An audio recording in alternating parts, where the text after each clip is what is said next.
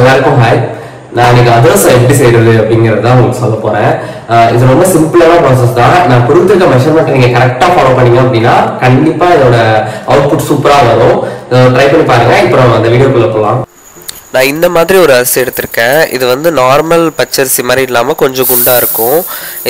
நான் எடுத்திருக்க அரிசி வந்துட்டு 1/2 கிலோ எடுத்திருக்கேன். இந்த 1/2 கிலோ வந்து நான் வந்து ஃபர்ஸ்ட் கழுவி வாஷ் பண்ணி ஊற வைக்க போறேன். ஒரு 20 மினிட்ஸ்க்கு ஊற வச்சுட்டு அதுக்கப்புறமா நம்ம பொடி பண்ணுறோம். இதை 2-3 டைம் நல்லா வாஷ் பண்ணி எடுத்துக்கோங்க. ரொம்ப வந்துட்டு 4-5 டைம்லாம் வாஷ் பண்ண தேவையில்லை. 2-3 டைம் வாஷ் பண்ணிட்டு இதை நல்லா ஒரு 1/2 மணி நேரம் ஊற வச்சு எடுத்துக்கோங்க. 1/2 மணி நேரம் ஊறினதுக்கு அப்புறமா அந்த தண்ணியை ஸ்ட்ரெயின் பண்ணிட்டு இந்த மாதிரி ஒரு கிளாத்ல வந்துட்டு அந்த வாட்டரை மட்டும் கொஞ்சம் ஸ்ட்ரெயின் பண்ணுற மாதிரி பார்த்துக்கோங்க. ரொம்பவும் ஸ்ட்ரெயின் ஆகிடக்கூடாது. இந்த மாதிரி கொஞ்சம் ஈரப்பதத்தோடு இருக்கணும். அப்போ தான் அந்த மாவு வந்துட்டு சூப்பராக வரும். இதை மிக்ஸி ஜாரில் சேர்த்து நல்லா பொடி பண்ணி எடுத்துக்கோங்க. நல்லா பொடி பண்ணிட்டிங்கன்னா கொஞ்சம் இன்னாலும் குருணை இருக்கும். ஸோ அதை நல்லா சலிச்சு எடுத்துக்கலாம். சலிச்சு எடுத்துகிட்டு இந்த குருணையை வந்து நம்ம தனியாக எடுத்து வச்சுப்போம் தேவைப்படும். இதோட மெயின் பார்ட்டே வந்துட்டு இந்த பாகு செய்கிறது தான். 2 கப் அரிசிக்கு 1.5 கப் வெல்லம் எடுத்திருக்கேன். அதாவது நான் கிராம் கணக்கில் சொல்கிறோன்னா 1/2 கிலோ அரிசிக்கு வந்துட்டு நான் ஒரு 400 கிராம் கிட்ட வெல்லம் எடுத்திருக்கேன். அதாவது 1 கிலோ அரிசி சேர்க்குறோம் அப்படின்னா 3/4 கிலோ வந்து சேர்க்கணும். இந்த வெல்லத்தை வந்து ஆட் பண்ணுறேன். 1/4 கப் தண்ணி சேர்க்க போகிறேன். பத்தலைனா வேணால் கொஞ்சம் எக்ஸ்ட்ரா சேர்த்துக்கோங்க. பட் முடிஞ்ச அளவுக்கு இந்த இதுவே கரெக்டாக இருக்கும்.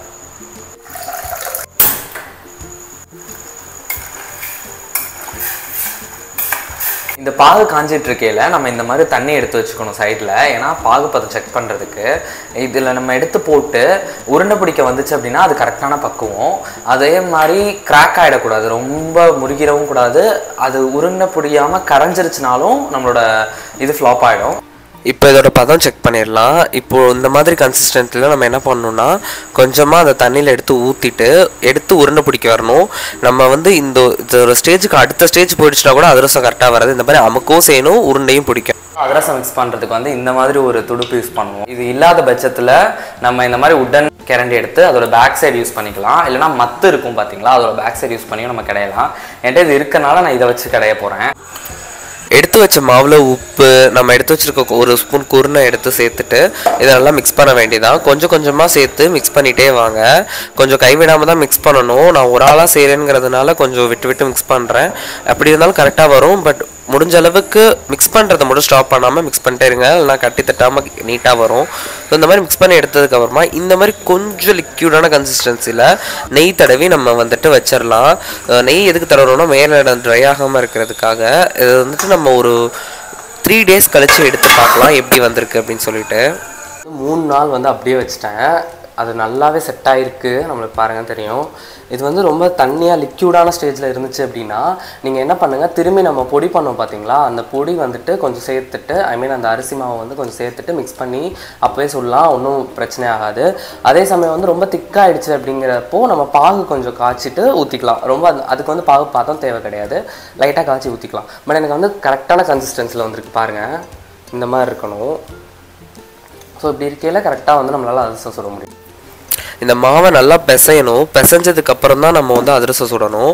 அப்போ தான் நல்லா உப்பெல்லாம் வந்து உள்ளெல்லாம் நல்லா வெந்திருக்கும். டக்குன்னு வெந்து நம்ம சாஃப்ட்னஸ் வந்து ரீட்டைன் ஆகும்.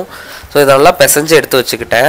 இப்போ நம்ம வேணுங்கிற சைஸ்க்கு வந்துட்டு உருண்டை பிடிச்சி ஒரு பாலித்தீன் கவரில் வந்துட்டு நெய் இல்லைனா எண்ணெய் தடவி நம்ம தட்டி எடுத்து எண்ணெயில் போட வேண்டியதான். எண்ணெயோட ஹீட்டு வந்து நம்மளுக்கு ரொம்ப முக்கியம் தெரிஞ்சுக்கிறது.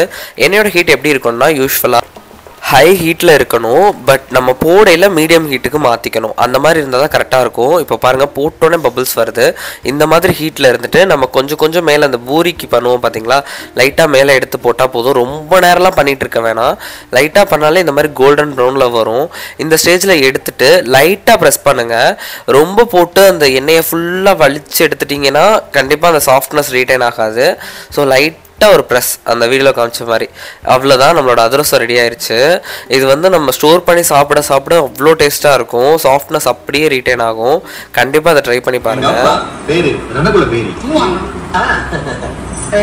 அதிரசம் ரொம்பவே நல்லா வந்திருக்கு. இது வந்து நான் சுட்டு ஒரு நாள் கழிச்சு எடுத்திருக்கேன். ஏன்னா அப்பதான் ரொம்ப சாஃப்டா இருக்கான்னு செக் பண்ண முடியும். இங்க பாருங்க, அவ்வளோ சாஃப்டா இருக்கு. அவ்வளோ சாஃப்டா அந்த இது வந்து அந்த மாய்ஸ்டரோட இருக்கு. உள்ள இருக்க ஸ்டஃப் வந்து மாய்ஸ்டரோட இருக்கு. சாப்பிட்டு பார்க்கலாம். பயங்கரமா இருக்கு. கண்டிப்பா ட்ரை பண்ணி பாருங்க. இந்த தீபாவளிக்கு வந்து ஸ்பெஷலா இருக்கட்டும்.